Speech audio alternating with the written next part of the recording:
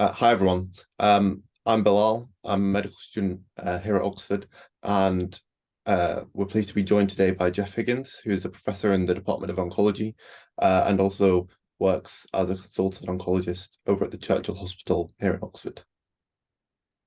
Hi, thanks for inviting me to speak with you, Bill. Thank you so much for joining.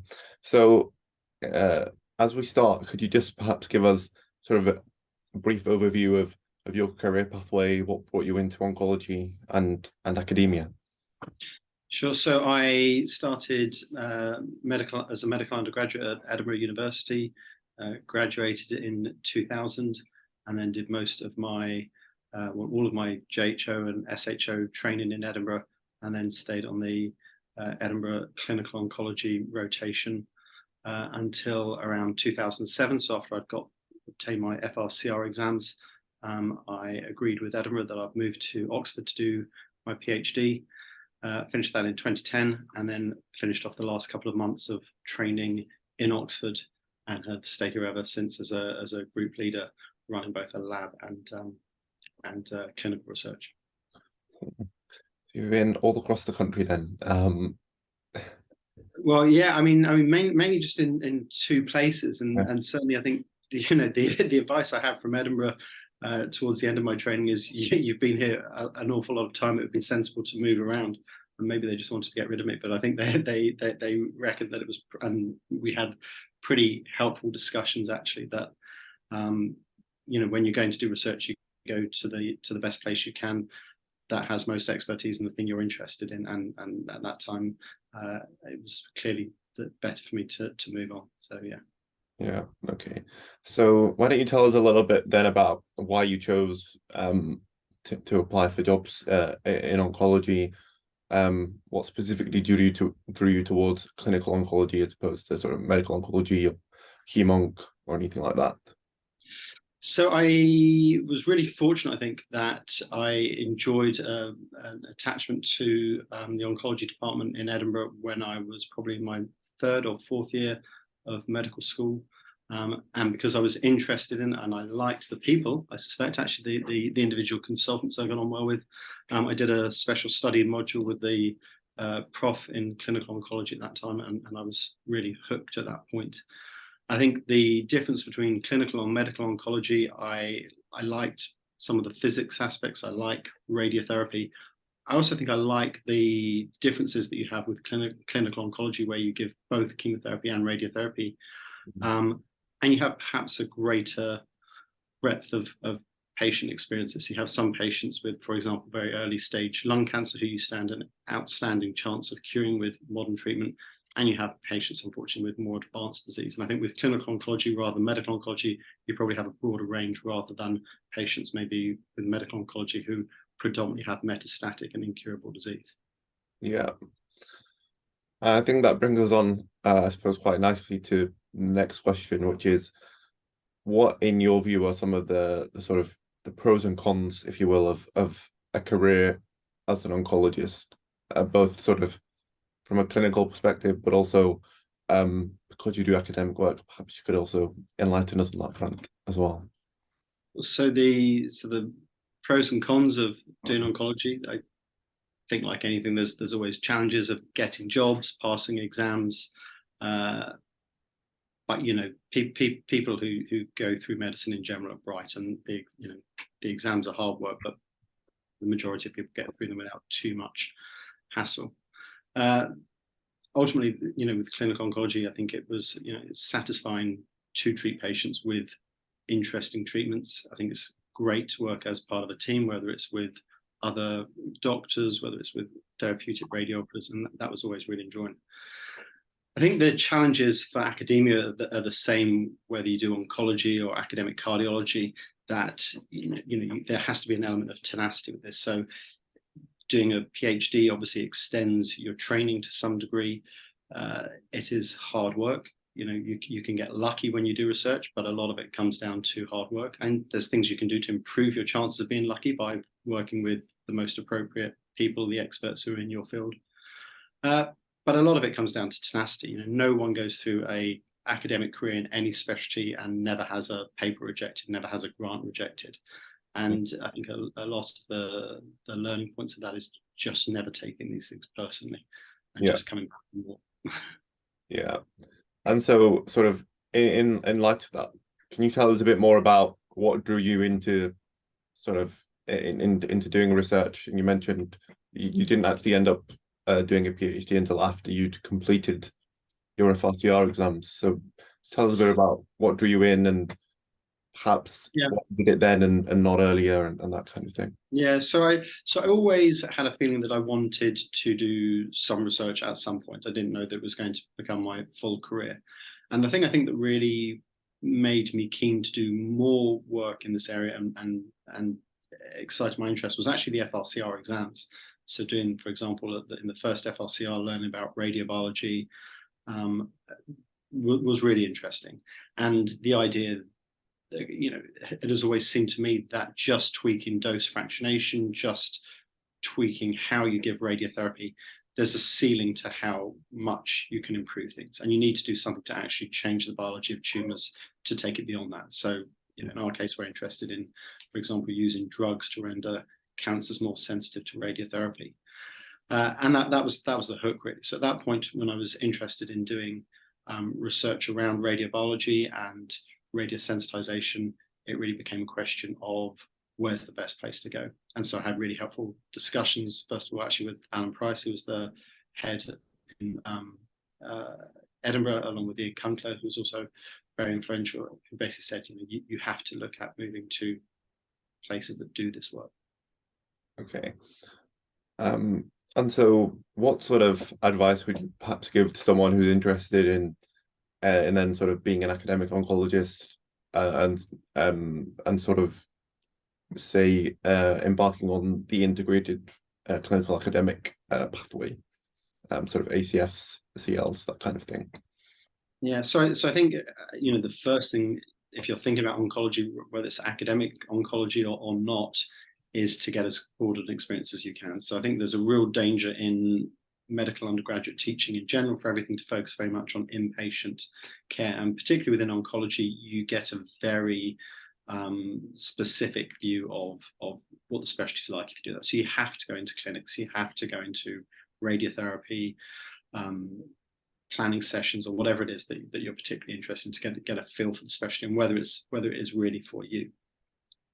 In terms of advice for academics, I think the key thing is think early. It is not infrequently I get contacted and I speak to other colleagues who have the same experience, that someone will contact them and say, I'd like to do a PhD in the next few months, and that's just too late. You just can't put anything together in that time frame. So really, you cannot start contacting people too early. All of these things are a competitive process, and the nature of, I think, us as medics is that there's a real tendency for us to all look the same in terms of what our CVs look like. They can all look the same. So I think being able to demonstrate an enthusiasm and demonstrate that you stand out a bit from the crowd really goes a long way. So whether that's doing cancer-related audit projects or whether it's being able to publish papers as part of a bigger team, I think that really helps stand you apart from the crowd and get those first key jobs in academic oncology. Yeah, I think competition is never something that seems to go away in medicine, unfortunately. But sort of moving then on to sort of your career now, can you perhaps just tell us a bit about what your typical week tends to look like in terms of the split between clinical and academic work and what you do as part of both of those?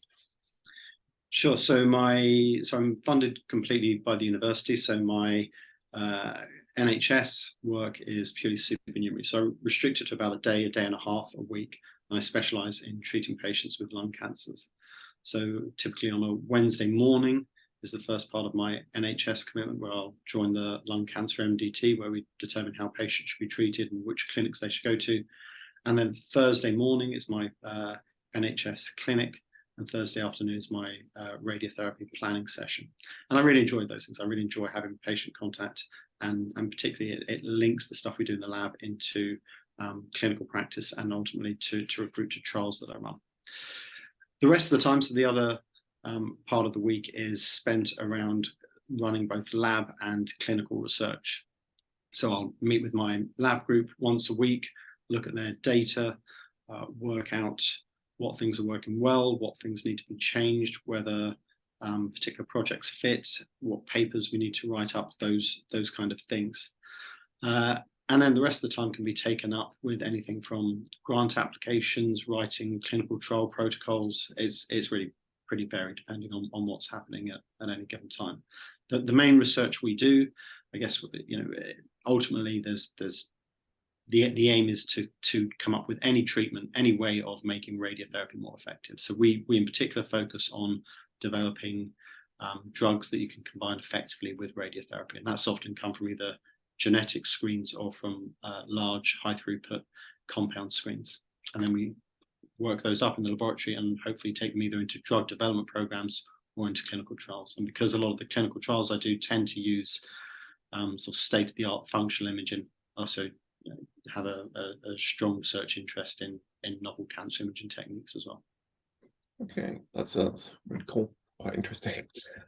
So you're talking a bit about sort of the lab side of the research. Tell us a bit more about the more clinical side and the sort of clinical trials that you're running at the moment, if you can. Yeah, so the clinical trials tend to be around things that we've worked on in the lab. So, for example, we're currently working on a drug called atovaquone, which is an anti-malarial drug that's been around forever, but based on a high throughput screen we conducted, we found that the drug reduces oxygen consumption rate in cancer cells by inhibiting part of the OXPHOS process, and that has an effect of reducing tumor hypoxia. And we know that tumor hypoxia makes cancers very resistant to radiotherapy. So having worked that up in the laboratory, we then did a clinical trial as a proof of concept, really looking at whether the drug does change tumor hypoxia. So in patients with lung cancer who are actually going for surgical resection, we gave the patients the drug for a 2-week period before surgery with state-of-the-art functional imaging, hypoxia PET imaging before and after drug treatment, essentially to see if it does change. That worked well, so we are now running a clinical trial testing whether you can safely combine it with chemoradiotherapy in non-small cell lung cancer. And the last few patients are going through that now, and I hope we can take that on to a subsequent study. So those are the kind of things we do. Sometimes they're linked to industry. So if we, some of the work we've done in the past has ended up in part of a drug development program where new inhibitors have been taken up by companies, and we look to work with those as well, hopefully to take those into clinical studies. Sounds like a very, very varied career that you have going on for yourself. Yeah, and there's pros and cons to that. So I think I think a lot of basic scientists working in oncology tend to have a very specific field, which means that they are real experts in the things that they do. One of the advantages we have is that you can take a broader view and take an interest in cancer imaging and drug development and radiotherapy. The challenge is staying on top of all of those. I'm sure it's difficult keeping on top of that many things. I think as we sort of move to the last sort of couple of questions, can you perhaps give us an insight as to as much as you're comfortable doing, the impact of, or some of the difficulties of perhaps combining such a varied career with having a personal life, having hobbies, family life, and sort of talk a little bit about how you found that, because we hear a lot about sort of burnout and things in the NHS and in academia, unfortunately.